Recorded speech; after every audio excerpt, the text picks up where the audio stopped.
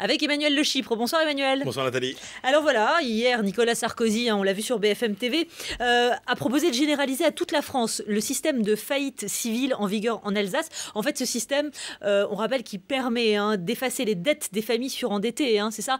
Qu'est-ce que ça veut dire concrètement? En fait, oui, ça consiste à étendre cette disposition qui est valable dans les 3 départements, Haut Rhin, Bas-Rhin, Moselle, et qui est un héritage en fait du droit prussien, puisque ces régions étaient effectivement et appartenaient à la Prusse en 1877 lorsque la loi a été votée.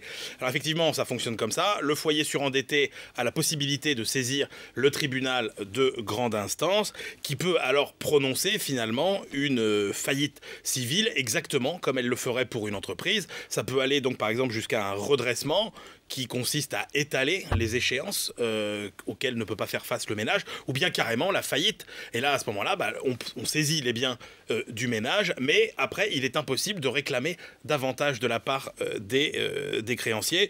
L'intérêt, c'est évidemment de pouvoir, effectivement, après, avoir une sorte de deuxième chance pour repartir dans la vie. Ouais. Qu'est-ce que ça peut changer? Qu'est-ce que ça va changer? Eh bien, l'histoire, c'est que ça change pas grand-chose parce que cette disposition existe déjà, puisque Jean-Louis Borloo, dans sa loi de 2003, s'est inspiré finalement de cette disposition du droit prussien, et ça marche exactement de la même manière.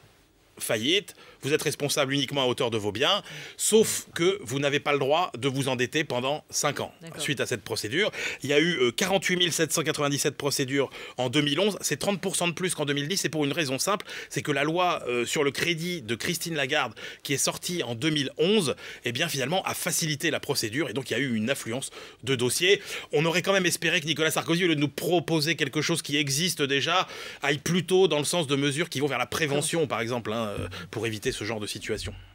En attendant, c'est le chiffre du jour. C'est un millésime 2012 qui verra une petite révolution se produire. Eh bien oui, c'est que Château-Latour a décidé de ne plus participer au système des primeurs. Vous savez, ce fameux système qui permet aux consommateurs d'acheter le vin encore en cuve, mais juste après la récolte, à un prix théoriquement bas.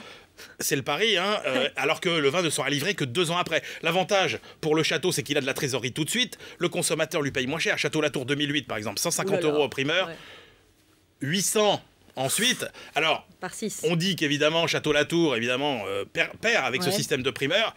Château-Latour répond avec un argument beaucoup plus gastronomique en disant qu'ils en ont assez que leur vin soit bu trop tôt. Bien sûr.